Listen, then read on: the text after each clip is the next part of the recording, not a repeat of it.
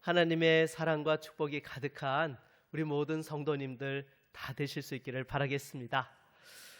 여러분, 제가 사춘기 때 저희 부모님께 가끔 이런 말씀을 들었던 기억이 있습니다. 너도 나중에 너 같은 자식 낳아서 키워봐라. 그러면 내 마음 알게 될 거다. 그때는 그 말씀을 들으면서 무슨 뜻인지 잘 몰랐습니다. 잔소리처럼 들렸어요. 그런데 저도 아들 셋을 이렇게 키우다 보니까 어느 날 제가 저희 아이들한테 똑같은 말을 하고 있더라고요. 그 순간 깨달음이 왔습니다. 부모님도 이런 마음이셨구나. 분명히 들었던 말이었어요. 그러나 그때는 전혀 몰랐습니다. 시간이 지나고 직접 겪고 나서야 그 말뜻을 깨닫게 되었던 것이죠. 오늘 본문에 나오는 제자들도 예수님의 말씀을 분명히 들었어요. 예수님께서 앞으로 자신에게 일어날 일들을 아주 구체적으로 말씀해 주셨습니다. 예루살렘에 올라가면 이방인들에게 넘겨질 것이라 라고 이렇게 말씀하셨지요. 그리고 희롱과 능욕을 당하고 침뱉음과 채찍질을 당한 뒤에 죽임을 당할 것이라고까지 말씀을 하셨습니다. 그리고 3일 만에 다시 살아날 것이다 라고 이렇게 말씀하신 것이죠. 우리 주님께서는요, 돌려서 말씀하신 것이 아니었습니다. 비유로 하신 말씀도 아니었습니다. 있는 그대로 말씀하셨어요. 그런데 34절을 보면 이렇게 말씀하죠. 제자들이 이것을 하나도 깨닫지 못하였으니, 분명히 들었지만 이들은 전혀 알지 못했던 것입니다. 여러분, 예수님께서 여러 번 말씀하셨지만 그 말씀이 무엇을 뜻하는지를 전혀 받아들이지 못했던 것입니다. 왜 그랬을까요? 그리고 제자들이 깨닫지 못하는 동안 예수님께서는 어떻게 하셨을까요? 오늘 말씀을 통해서 그 이유를 살펴보고 깨닫지 못하는 제자들을 위해서 끝까지 십자가의 길을 걸어가셨던 우리 주님의 그 모습을 살펴보며 함께 은혜 받는 시간이 될 수 있기를 바라겠습니다. 여러분, 예수님께서는요, 자신의 고난과 죽음을 말씀하신 것이 오늘 본문에서 처음 하신 말씀이 아닙니다. 이미 누가복음 9장을 보게 되면 2차례나 자신의 죽음과 부활에 대해서 말씀하셨던 것이죠. 베드로가 예수님을 하나님의 그리스도라고 고백한 직후에도 인자가 많은 고난을 받고 버림을 받아 죽임을 당한 뒤 3일 만에 살아나야 한다라고 그렇게 말씀을 하셨던 것입니다.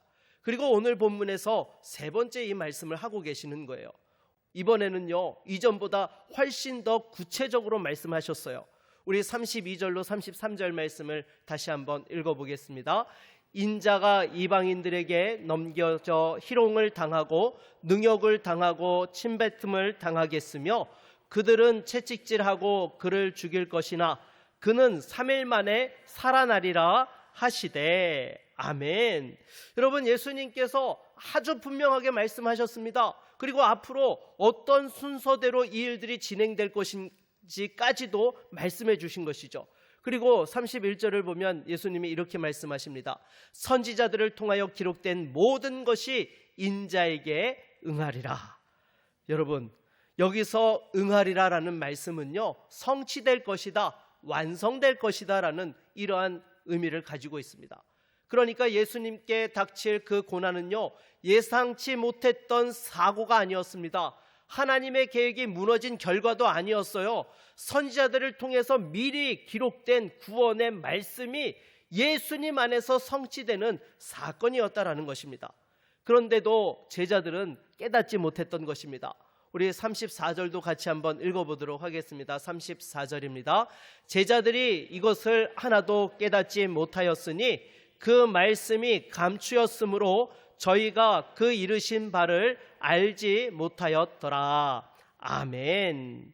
여러분, 지금 예수님께서는 같은 사실을 3번이나 반복해서 말씀해 주셨어요. 그리고 오늘 말씀도 이것을 하나도 깨닫지 못하였으니 그 말씀이 감추어졌으므로 그들이 그 이르신 바를 알지 못하였더라. 같은 의미를 3번 반복을 하고 있는 것이죠. 여러분, 지금 제자들은요, 예수님의 음성을 듣지 못해서 청력이 약해서 듣지 못한 것이 아닙니다. 분명하게 들렸습니다. 그러나 그 의미가 마음에 들어오지 못했다라는 것이죠. 여러분들 중에 혹시 전원주택에 대한 로망이 계신 분들이 계십니까? 그렇다면 제 말씀을 잘 들으셔야 돼요. 네, 넓은 마당에 꽃도 심고 또 조용한 곳에서 또 여유롭게 살면서 또 텃밭에서 키운 그 채소들을 먹으면서 건강하고 행복하게 사는 그런 로망을 그려보는 분들이 계실 것입니다. 그런데요, 실제로 전원 생활을 해보신 분들은요, 뭐라고 말씀하십니까? 병원이나 장 보러 가는 것이 불편하고 집과 마당을 관리하는 것이 생각보다 만만치 않다, 어렵다라고 이야기를 합니다. 저희 부모님께서도요, 이 전원주택에 대한 로망이 있으셔서 은퇴하시면서 아파트를 팔고 좀 교외지에다가 땅을 사가지고 집을 지으셨어요. 그래서 참 이렇게 보면은요, 사진만 보면 너무 이쁩니다. 이 앞에는 잔디밭이 있고요, 뒤에는 이렇게 텃밭도 있어요. 그런데 제가 저희 부모님 집에 가면은요, 항상 뭐 하고 올까요? 일하고 옵니다. 가서 잔디 깎고요, 뒤에 물 주고요, 또 때로 이 씨 뿌리는 시기에 가면요, 평상시 안 하던 삽질도 하고 그러고 와요. 그래서 참 이 전원 생활을 꿈꾸는 분들은요, 이런 이야기를 들어도요, 마음속에 그 그림이 너무 강하면은요, 그 말을 있는 그대로 받아들이지를 않는다는 것입니다. 나는 달라, 난 준비를 잘했기 때문에 괜찮을 거야 라고 자기 생각에 맞추어서 해석을 하는 것이죠. 듣지 않는 것이 아닙니다.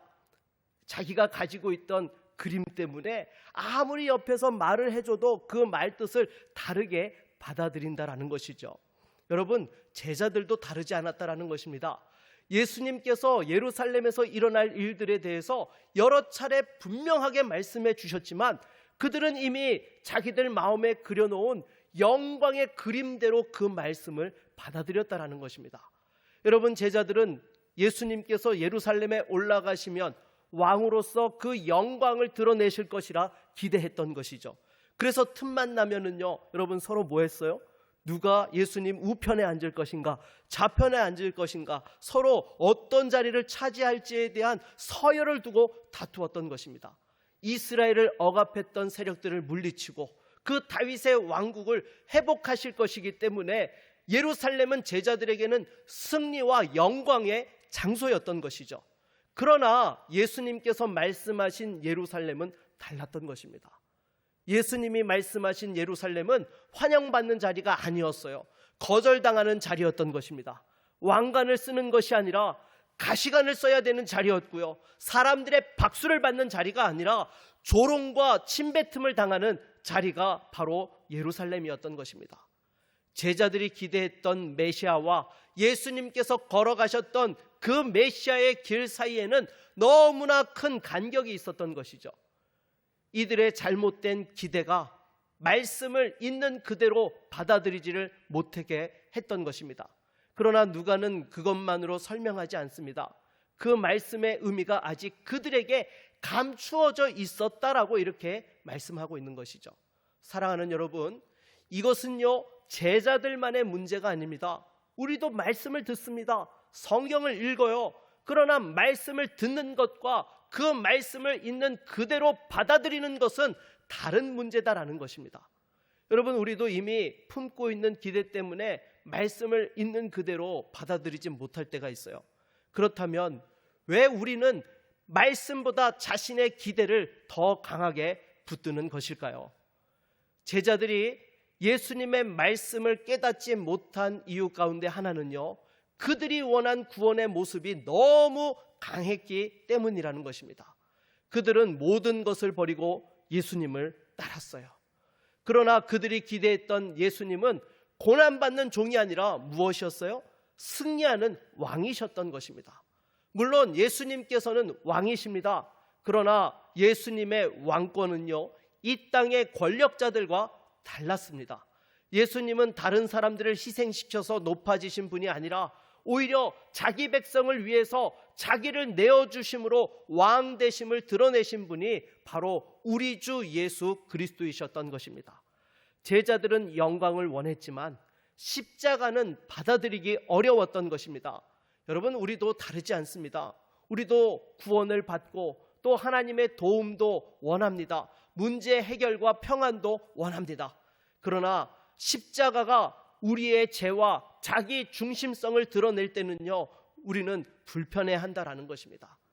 하나님께서 내 계획을 지지해 주시기를 바라지만 그 계획을 내려놓으라라고 말씀하시면 그것을 받아들이기 너무 힘들어 한다라는 것이죠. 그래서 여러분, 상담을 받으러 온 사람들 가운데요, 이미 결론을 다 정해놓고 찾아오는 경우들이 있습니다. 그래서 겉으로는요, 그 상담사한테 어떻게 하는 것이 좋겠습니까? 라고 묻지만은요, 실제로는 어때요? 조언을 구하는 것이 아니라 동의를 원하는 거예요. 자기 생각과 다른 말을 듣게 되면 그것을 전혀 받아들이지 않는다라는 것입니다. 우리도 하나님 앞에서 그럴 때가 있죠.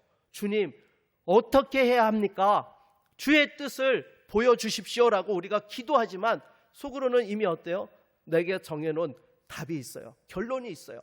그래서 하나님의 뜻을 묻는다 말하면서도 실은 내가 정한 뜻에 하나님께서 동의해 주시기를 기다린다라는 것입니다. 우리는 때때로 내가 만든 예수님을 믿으려고 합니다. 내 문제를 즉시 해결해 주시는 예수님, 성공과 형통을 보장해 주시는 예수님, 나의 판단이 옳다고 인정해 주시는 예수님을 기대한다라는 것입니다. 그러나 성경이 증언하는 예수님은요, 우리의 욕망을 그대로 이루어주기 위해 오신 분이 아니라는 것이죠. 우리를 죄에서 건져주시고 구원하시고 하나님께로 돌이킬 수 있도록 하기 위해 오셨다라는 것입니다. 그래서 십자가는 하나님께서 우리의 자기중심적인 그 욕망을 채워주는 도구가 아니라 오히려 우리의 죄가 얼마나 크고 무서운지를 드러내는 자리가 십자가라는 것입니다. 동시에 그 죄인을 향한 하나님의 사랑이 얼마나 크신지를 또한 보여주는 자리이기도 하다라는 것이죠. 그래서 십자가 앞에서 우리는 내가 생각한 것보다 훨씬 더 깊이 타락한 죄인이라는 것을 깨닫게 됩니다. 그러나 동시에 내가 상상한 것보다 훨씬 더 큰 사랑을 받은 사람임을 우리는 알게 된다라는 것이죠. 여러분, 제자들이 예수님의 말씀을 깨닫지 못했던 것은요, 단순히 지식이 부족했기 때문이 아닙니다. 자신들이 원하는 구원의 방식과 예수님께서 이루시는 구원의 방식이 너무나 달랐기 때문입니다. 우리 역시 말씀 앞에서 물어야 합니다. 나는 성경이 증언하는 예수님을 믿고 있습니까? 아니면 내가 원하는 원하는 모습을 예수님께 씌워놓고 있지는 않은지 다시 한번 우리 자신을 돌아봐야 할 것입니다. 그런데 오늘 본문은요, 우리의 잘못된 기대를 지적하는 데서 끝나지 않습니다. 깨닫지 못하는 그 제자들 앞에서 여러분, 예수님이 어떻게 하셨을까요? 이들이 깨달을 때까지 끝까지 기다리셨나요? 아니요. 예수님께서는 그들을 위해 계속 걸어가셨다라는 것입니다. 그래서 오늘 본문에서 가장 중요한 것은요, 제자들의 무지가 아닙니다. 더 중요한 것은 제자들이 깨닫지 못하는 그 상황 속에서도 예수님께서는 묵묵히 예루살렘을 향해 걸어가셨다라는 것이죠. 그래서 31절에서 예수님께서는 말씀하십니다. 보라, 우리가 예루살렘으로 올라가노니. 여러분, 예수님께서는 자신이 어디로 가는지, 예루살렘에서 무엇을 당할지 정확히 알고 계셨습니다. 사람들에게 넘겨질 것이고 또한 조롱과 능욕을 당하고 침뱉음과 채찍질을 당하시며 결국 죽임을 당하게 될 것까지도 다 알고 계셨습니다.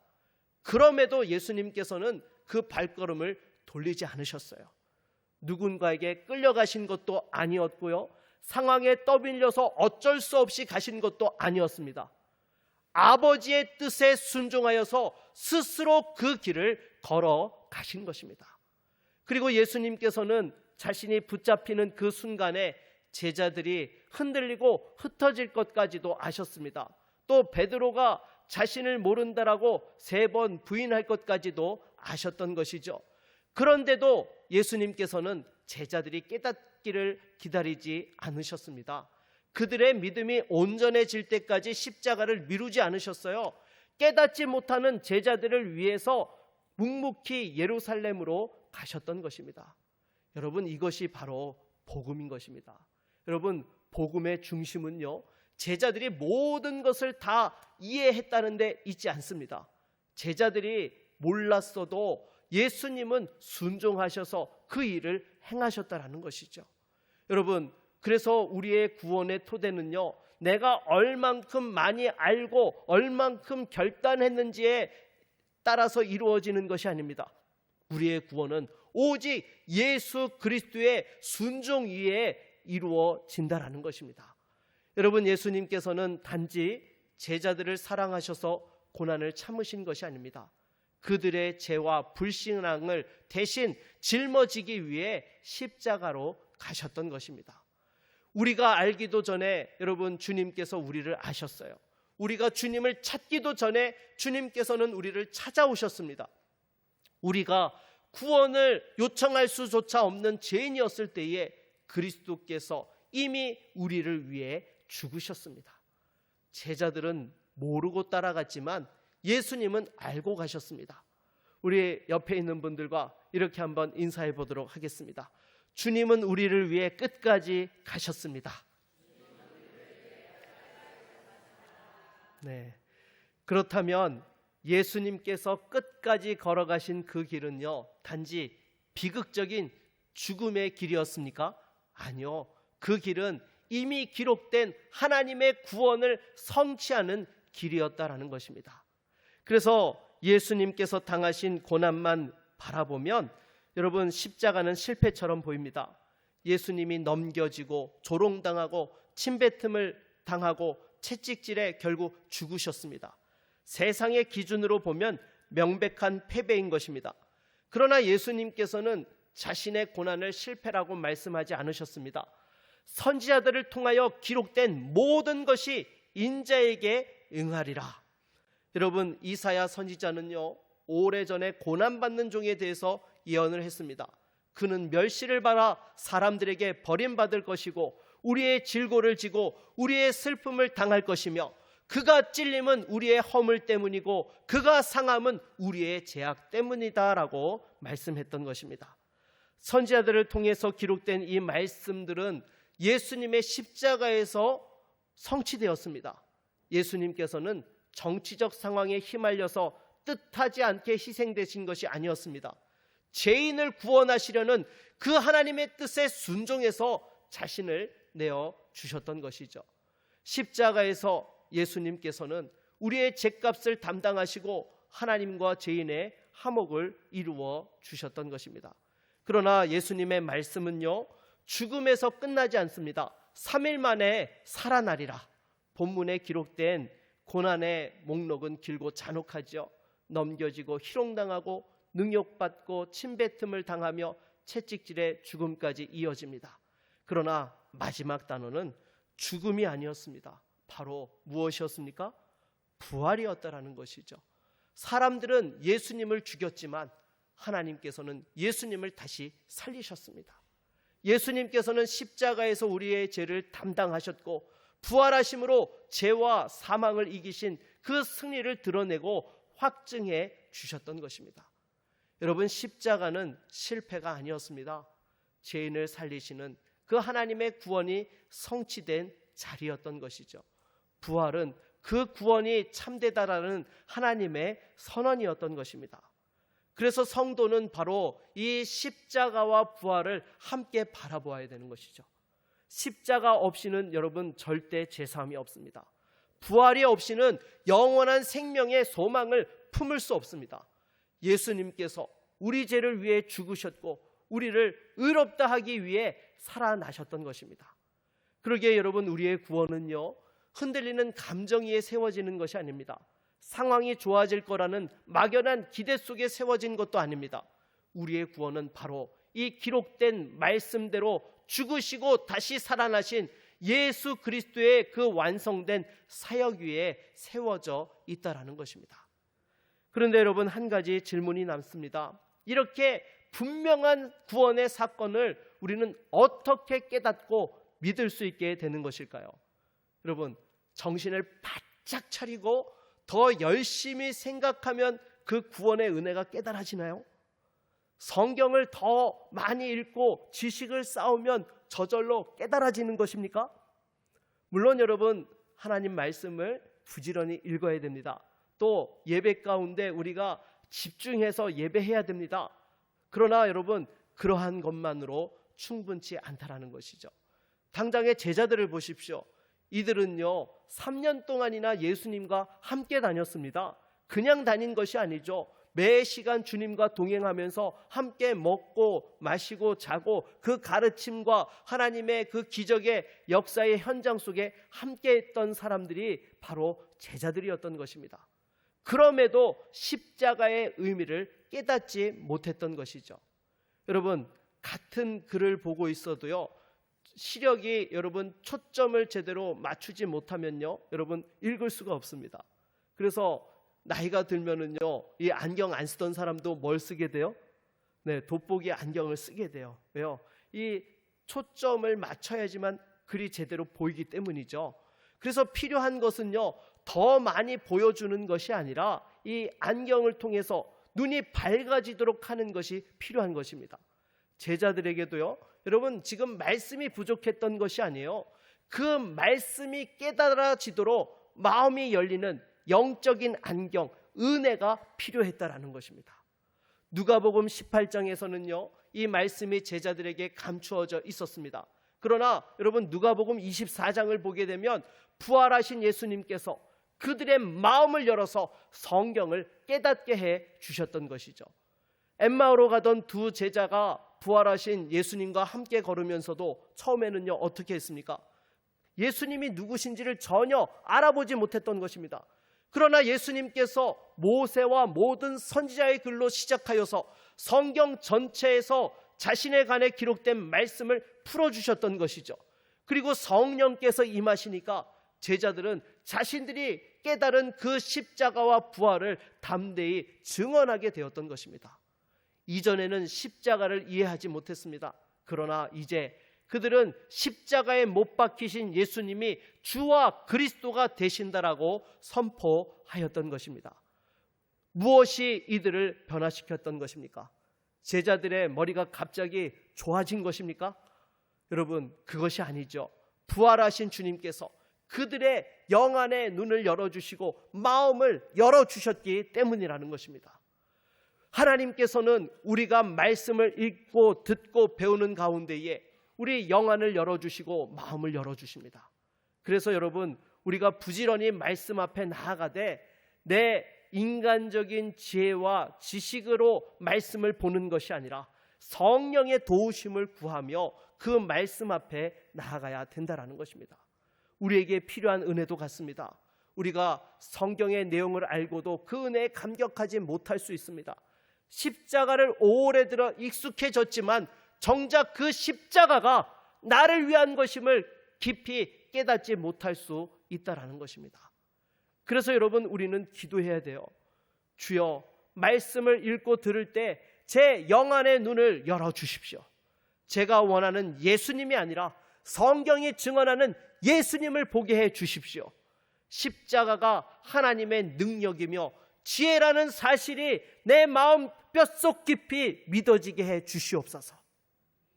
말씀을 맺도록 하겠습니다. 여러분, 오늘 본문을 다시 한번 떠올려 보십시오. 예수님께서 제자들에게 자신이 당할 일에 대해서 분명하게 말씀해 주셨어요. 그러나 제자들은 하나도 깨닫지 못했습니다. 제자들은 예루살렘으로 올라갈 때도 모르고 따라갔습니다. 그러나 예수님은 알고 가셨습니다. 그 길은 조롱과 침뱉음과 채찍질의 길이었고 죽음의 길이었습니다. 그러나 동시에 깨닫지 못하는 자기 백성을 살리는 사랑의 길이었습니다. 또 기록된 말씀이 성취되는 구원의 길이었고 부활의 영광으로 이어지는 생명의 길이었던 것입니다. 제자들은 이 모든 것을 알지 못한 채 따라갔지만 예수님께서는 이 모든 것을 아시고 앞장서서 그 길을 걸어가셨던 것입니다. 여러분, 우리의 구원도 이와 다르지 않습니다. 우리가 구원이 필요하다라는 것을 다 깨닫고 이해하기 전에 주님께서 우리를 위해 오셨습니다. 우리가 온전한 믿음을 갖추기도 전에 우리 주님께서 십자가의 길을 이미 걸으셨던 것입니다. 우리가 깨닫고 구원을 받는 것이 아니라 끝까지 순종하신 그리스도께서 우리 구원의 여러분 유일한 토대가 되신다라는 것입니다. 그러므로 주님께서 우리의 눈을 열어주시기를 구할 수 있기를 바랍니다. 이번 한 주 여러분 말씀을 읽을 때에 다시 한번 성경이 말씀하시는 그리스도를 보게 해달라고, 내가 기대하는 그러한 욕망이 말씀을 가리지 않게 해달라고 여러분 기도하면서 주님을 만나는 은혜가 있기를 바라겠습니다. 제자들은 모르고 따라갔지만 예수님은 알고 가셨습니다. 그리고 그 길 끝에서 우리의 구원을 이루어 주셨습니다. 이 은혜를 붙들고 다시 한번 십자가와 부활의 주님을 믿으며 살아갈 수 있는 저와 여러분 모두가 될 수 있기를 주의 이름으로 축원합니다. 우리 한번 같이 찬양하고 말씀을 의지하여 기도하도록 하겠습니다.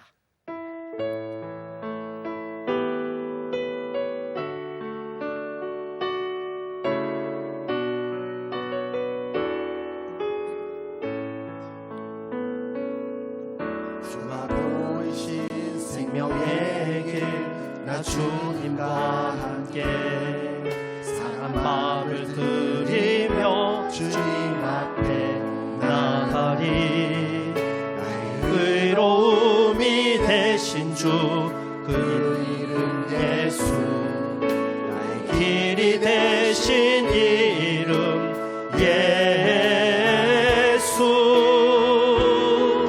나의 길 오직 그가 아시나니, 나를 단련하신 후에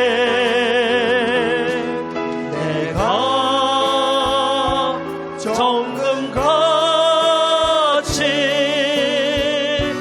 나오리. 나의 길 오직 그가 아시나니, 나의 길 오직 그가 아시나니, 나를 단련하신 후에 내가 정금같이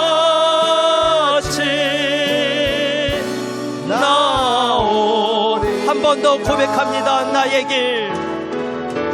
길 오직 그가 아시나니, 나를 단련하신 후에 내가 정금같이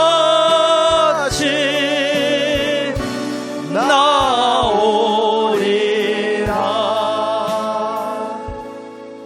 여러분 이 시간 말씀을 의지하여 함께 나아갑시다. 우리가 깨닫지 못해도 우리 주님께서는 우리의 구원을 이루어 주셨습니다. 지금 이 순간에도 우리가 그 하나님의 뜻을 깨닫지 못하고 우리의 마음이 우리 주님으로부터 멀어져 있고 또 낙심해 있고 실망해 있을지라도 우리 주님께서는 일하고 계십니다. 중요한 것은요, 다시 한번 그 주님 앞에 나아가는 것입니다. 그리고 주여 이 시간 우리의 그 닫힌 마음의 문을 열어주시고 영안의 눈을 열어주셔서 다시 한번 그 뜻을 깨닫고 주님 앞에 정금같이 설 수 있는 믿음의 성도가 되게 하여 주시옵소서. 이 시간 함께 주님 찾고 기도하며 나아갑니다. 주여, 하나님 아버지, 이 시간 다시 한번 말씀을 통하여서 우리 자신을 돌아볼 수 있는 은혜를 주시니 감사합니다.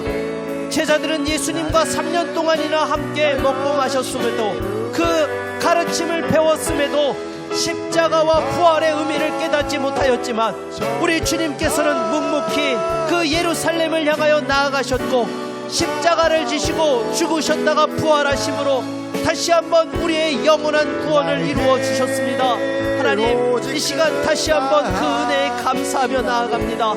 지금 내 생각으로는 이해되지 않는 상황이고 너무나 어렵고 힘든 상황일지라도 하나님께서 이미 작정하신 계획 가운데 우리를 인도하고 계심을 믿습니다. 주여, 다시 한번 그 하나님의 뜻과 섭리를 믿음으로 바라보게 하여 주시옵시고 우리에게 영안의 눈을 열어주셔서 다시 한번 주님과 함께 힘차게 달려갈 수 있는 믿음의 성도가 될 수 있도록 인도하여 주시옵소서. 우리는 부족하지만 주님 우리를 단련하여 주시고 다시 한번 정금같이 주님 앞에 설 수 있는 믿음의 성도들이 될 수 있도록 은혜를 베풀어 주시옵소서. 예수 그리스도의 이름으로 기도드립니다. 아멘.